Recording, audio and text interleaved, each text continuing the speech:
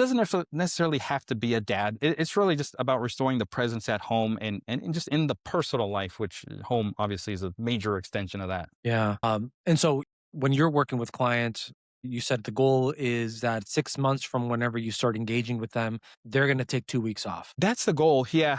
On the onboarding call, one of the first questions is, hey, look at your calendar 6 months from now and give or take a few weeks. Doesn't have to be exact, but in that range. And block out 2 weeks for the vacation. And usually they freak out and they're like, I can't even take an afternoon off. How am I going to take 2 weeks off?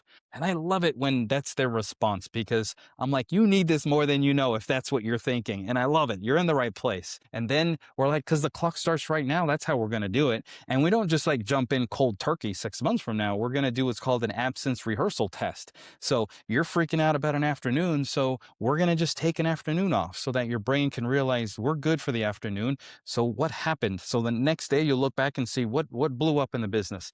Well, probably nothing, but you might identify maybe the accounting department didn't get an invoice or maybe the shipping people didn't get a fulfillment, whatever. It's coming a few hours later. So we button that up and then we do like a two-day absence rehearsal test. So now we're off the grid for a couple of days in the middle of the week, and that'll expose maybe another little weak link, not catastrophic to the business, but just something that maybe it's a day or two delayed. And we button that up so that by the time we get to 6 months, we've already stress test the system and we're confident and we're able to take time off.